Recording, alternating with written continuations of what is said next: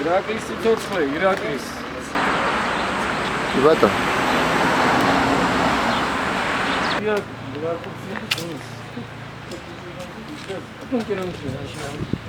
ნიშანი შალჭრილია. სამცაცქვისზე რა ხო? რა მოდი და მო.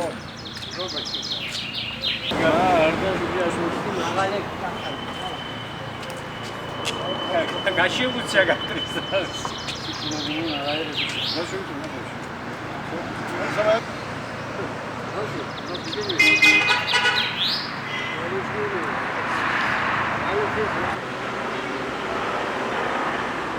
ჩემო კარგო ქვეყანა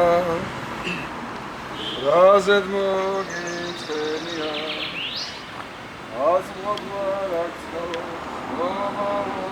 სულ ხორჩენდა ეროვნული მოძრაობის ხობის საინიციატივო ჯგუფი. რომელ ოთახში? აქ იყო საექსკურსიო ბიურო შენობა და დაფუძნდა საინიციატივო ჯგუფი ეროვნული მოძრაობის ხობში. ხოდა იქიდან იყო კარი. ყველა ამოშენებული. ესენა ხო, ეს დაფიო.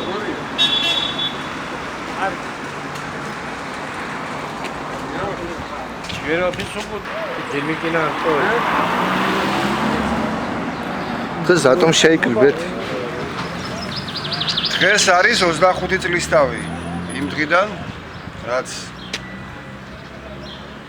შეიკრიბა ქალაქ ხობში პირველი ეროვნული მოძრაობის საინიციატივო ჯგუფი, რომელიც ხელმძღვანელობდა საქართველოში დაწყებულ ეროვნულ გამანთავისუფლებელი მოძრაობის სხვადასხვა ტიპის ეროვნულ აქციებს ქალაქსა და რაიონში.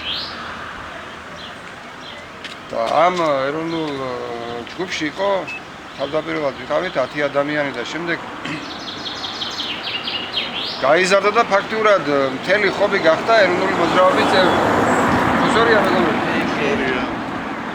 და ის სულისკვეთება, რაც მაშინ იყო ჩვენში, დიდება უფალს გაიზარდა ჩვენშიც, ჩვენც გავიზარდენით როგორც ქართველები, როგორც მართლმადიდებლები და დღევანდელი ჩვენი ერთობა არის ეროვნულ მართლმადიდებლური ერთობა. მას შემდეგ ბევრმა ჩვენთაგანმა ოჯახი შექმნა ქრისტიანული ოჯახები, მაგრამ ჩვენი ხედვები ზოგადად ეროვნულობაზე, ქართული სახელმწიფოს ასე ვთქვათ, სახეზე არ შეცვლა და მე მგონი ყველანი ღირსეულად, მეტნაკლებად ღირსეულად ვაგრძელებთ იმ დაწყებულ საქმეს და დიდება უფალს ამისათვის.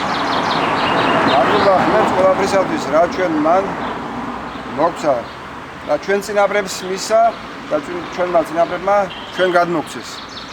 და იმედია რომ იმას რაც ჩვენ მეტნაკლებად ვიცით, გადავცემ ჩვენ შვილებს და ჩვენი შვილები ჩვენ შემდეგ თუ ეხლა არ აგრძელებენ, გააგრძელებენ იმ დაწყებულ საქმეს, რაც თავის დროზე დაიწყეს ჩვენმა დიდმა წინაპრებმა, გუბაზ მეფემ, დიდმა ცოტნემ, დავითმა, კეთილმორწმუნე მეფემ, თამარმა, ილია მართალმა და ასე შემდეგ. და რომელიც ღირსეულად გააგრძელეს შვიად ამსახურდიან და მერაბ კოსტავა. და მათ შორის ჩვენს თავს ასე ვთქვათ, ქართული ეროვნული მოძრაობის რიგი ჯარისკაცებად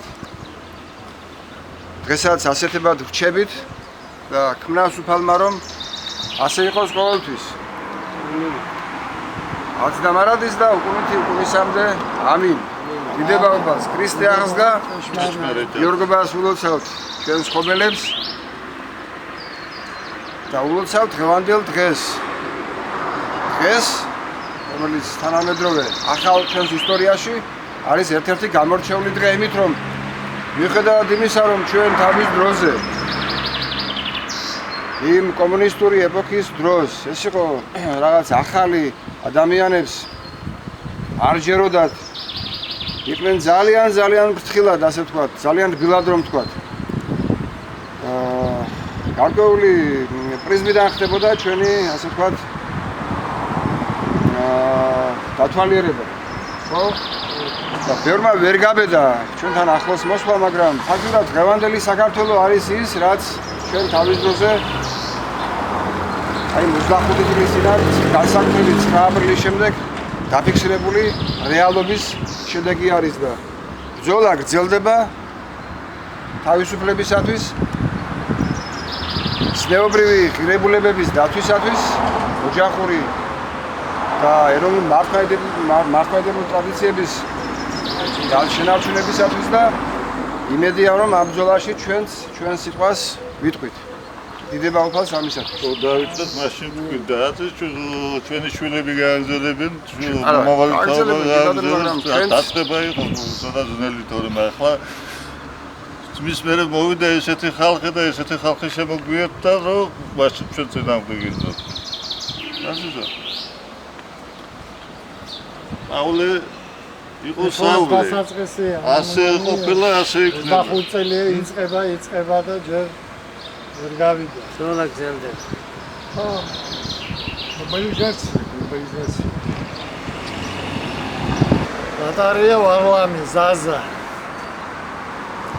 ჯორჯიკია გურამი. ენვერ სალაღაია ბატონო. მელორვე კუა. როლან ჯინჯიდან. ვიჩა ნუზარ შონია და ჩვენთან ერთად ჩვენი თანამებრძოლები მერტმა აცხონოს მახაზ ბეიშვილი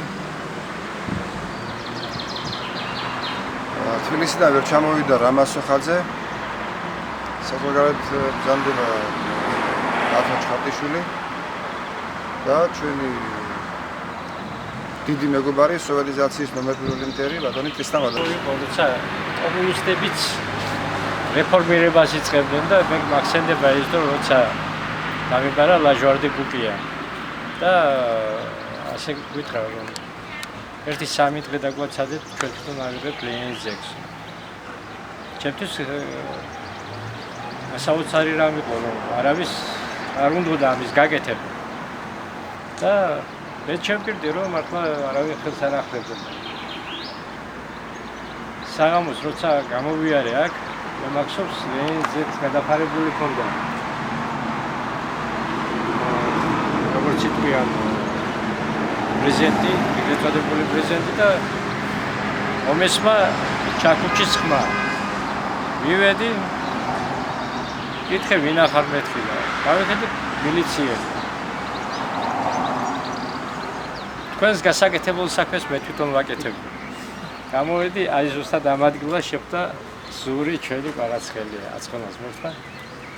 მოდი ეს ზეგლი დღეს კიდე თუ არა დღეს უნდა მოვხსნა. რა გინდა მეუთხარი რომ 3 დღე და თვითონ კომუნისტები ამბობენ ჩვენ ამას მოვხსნით და მოგაშორებთ.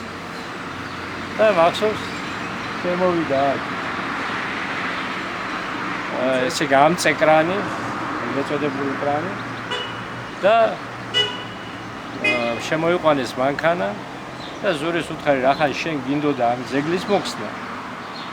მოდი ტროსი დაუბათ მეთქი, დაუბით ტროსი ორთავე და დავდევით ის. მახსოვს კრანოვშიკი, ეგრეთ წოდებული კრანოვშიკი იყო შუქური ფილიპიან ოჯახებიდან და მამაჩემ ძალიან უყვარდა ეს გარჩევები. გავეხურე, აიღე და დაუდი. ხო და ეს იყო და ეს მეორე დღეს ერთი ცნობილი აღმასკომის ინსტრუქტორიდან გავიგე, მან მითხრა რომ რა იყო ამის მიზეზი ესეთი დაჩქარებული ტემპში მეთქი. გუშინო შენ როცა დაგიბარესო, მანამდე მიიღესო დადგენილება, აღმასკომმა მიიღო დადგენილება რომ ძეგლი ექსტრემისტებმა გაანადგურესო და გადაწყვეტილება არის აღმასკომის რომ ჩვენ ავიღოთ და რესტავრაცია გავუკეთოთ.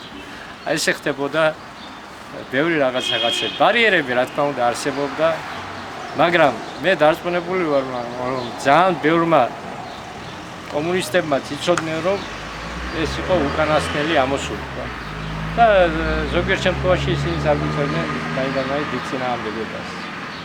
მაგრამ იყვნენ ისეთ ჰა? ო რამდენი იყო და სახში მოვედი და ჩემს ოჯახში დამხვდა. მამა ჩემზე შენი შვილი დაჟერო და დროის მაინც წავიდოდა. ის მახსენდება კიდე ტრისტან ვადაკარიას და მე რომ წავიყვანეს მილიციაში. ჩამოვიდა მერაბ კოსტავა და ჩავატარეთ მიტინგი. მერაბ კოსტავა ვაჟა ადამიანი კინოთეატრის წინ მიტინგი ჩავატარებინეთ. და მაშინ მილიციის უფროსის მოადგილე იყო ალიკა ბუკი, გახსოვთ. დამთავრდა მიტინგი, გამომემშვიდობეთ ამ ხალხს, ჩაგვავლეს ხელი ორთავად და წარმოგვიყვანეს მილიციაში. და მე და ტრისტანის გვითხეს, რომ გინდა თუ არა დაწერეთ ვინ ჩამოვიდა. მერაბის და ამათ ხელმოწერილი ქონდათ, რომ არ უნდა გასულიყვნენ თბილისიდან აი ამ მომენტში. ნუ ჩვენ უარზე ვიყავით. რაც გინდათ ის დაწერეთ, ოღონდ დაწერეთ რაღაცა. ოღონდ უნდა მოიხსენიოთ, რომ მიტინგი იყო. და ტრისტანი ჩემზე უფრო მეტად გამოცდილება ჰქონდა მილიციასთან ურთიერთობის და გავიხედე ფეხს მისვამს. თეთრი შარვალი მაცია და იწვიდა ჩემს იმაზე, რომ არიქა გურამი არ შეცდეს.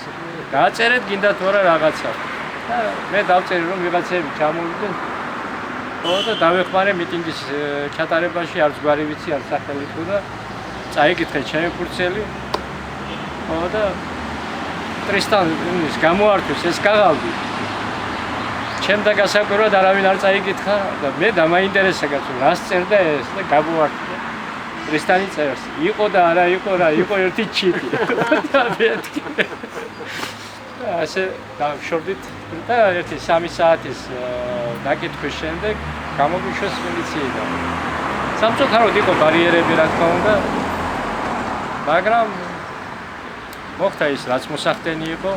მე გული მწყდება იმაზე, რომ ჩვენ ხალხს პირდებოდით უფრო ნათელ და უფრო კეთილ ცხოვრებას. შეიძლება ჩვენ მართლა ოცნებით დავფრინავდით, მაგრამ მეშვიდეცაში დავფრინავდით, მაგრამ ფაქტია ის, რომ ჩვენ მართლა უკეთესი გვინდოდა.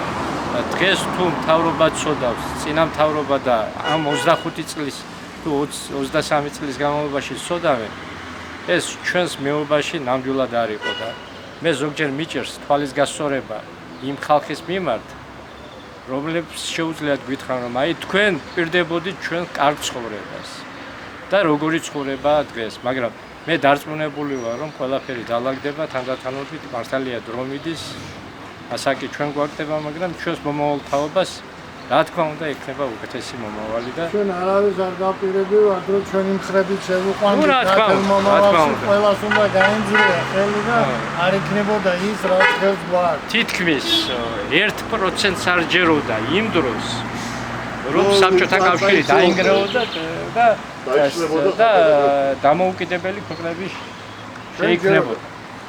ჩვენ ჯეროდა რა თქმა უნდა და იმიტომ თავისუფლების გარეშე არ იქნება ერის განვითარება ზოგადად. თავისუფლებას მოაქვს სახელმწიფოს თანდათანობითი ჩამოყალიბება და ეს პროცესი სამედიო ჯერჯერობით გრძელდება და მიმდინარეობს. და 25 წელიწადი სახელმწიფოს ჩამოყალიბებისათვის ძალიან ცუდა დროა. მერწმუნეთ რომ ჩვენ ამის დროზე იქნება გაცილებით უკეთესი საქართველო ვიდრე არის დღეს. და არ ამგონია რომ აი თქვა ჩვენ ასე ვთქვათ ვიღაცას ბუდიში უნდა მოვხადოთ. ფაქტურად იცით რა მოხდა? თითოეულ ჩვენთაგანს მაშინ თავისი თავი ქონდა გადადებული, ხო? ჩვენ ვიყავით როგორც ასე ვთქვათ კამიკაძეები ისე თავი ქონდა გადადებული. რა მოხდებოდა? მე და შენ რო წაგვიყვანეს და ჩემი ისინი არ გაგეცო, ჩემი თანამშრომლები. მეგზენია რომ წავიღა ამ შევიკრიბე. მე ვიქნებიო ლიდერი. მაშინ კრიგიო. ამაზე დიდი რა უნდა თქვა რა. აი მან ჩვენ ეს სულში ქონდა, მაგრამ 9 აპრილმა მისცა უდიდესი ისა. სტიმული მისცა კი რა ბეძგი მისცა ეს ბორკილები რაც ქონდა, რაღაცა გვიჭერდა, რაღაცა გამო ანგარიშს უწევდით, ის ბორკილები და გაერყვა. მეორე დღეს მახსოვს არტიული ყრება ჩაატარეს 9 აპრილის მერე. ისე კი 10-11 იყო პუბლიკური. აბა რა ამბავით? აბა დაგმობა კი არა, ხალხი და ისაქნა და იმის მერე უკვე არის არ ჯეროდა. მესამე თუ მეოთხე დღეს პარტიის ბილეთი დაუდევი. არაფერში არ ჭირდებოდა მე იმ მაშინ აიყო რღვევა. რღვევა დაიწყო. სამწუხაროდ იმის შემდეგ რომ შედიოდნენ პარტიაში, იმ ხალხს თავისთავად ძალწმუნი რა. პირველი აქცია, რომელიც საინიციატივო ჯგუფმა ჩაატარა, ეს იყო 9 აპრილის მე-40 დღეს ქალაქ ხობში თუთარჩელად წინ შეიკრიბა საინიციატივო ჯგუფი და ის ადამიანები, რომლებიც პატივს მიაგებდნენ 9 აპრილს აღუბულთა სულებს და პირდაპირ უნდა ვთქვათ, რომ ისე იმდენი ხალხი მოვიდა, მაშინ ჩვენ მართალი გითხრათ, ამდენ ხალხს არ მოველოდით. დაახლოებით ყველაზე გრანდიოზული 400 ადამიანი შეიძლება მაშინ თუთარჩელას წინ. და მეტიც. ჩვენ ჩავატარეთ უსვლელობა ხობის მონასტრისკენ, სადაც მამა მეთქიზეთეკმა გადაიხადა პანაშვიდი და ჩავატარეთ ხობის მონასტრის შესასვლელთან სამრეკლოს კიბეებზე ვიდექით ჩვენ ყველანი საინიციატივო ჯგუფის წევრები და იქ ჩავატარეთ პირველი მიტინგი.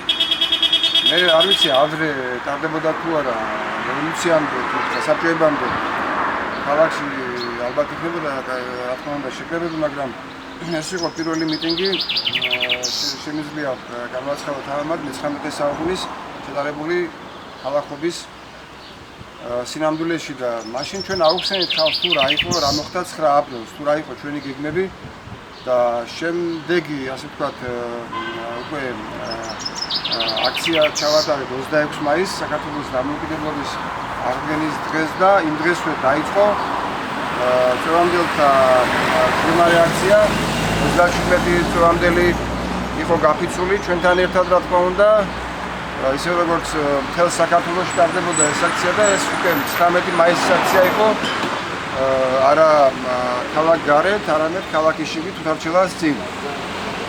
ეს იყო და ამის შემდეგ რა თქმა უნდა ჩვენ მეტნაკლებად ვახერხებდით სხვადასხვა ტიპის აქციების გამართვას და ფაქტურად დაგვირგვინება იყო 1990 წლის 28 ოქტომბრის არჩევნები, რომელიც ზვიად გამსახურდიამ და ვალმა მაგიდამ წინვალე ჩაატარა და ეს იყო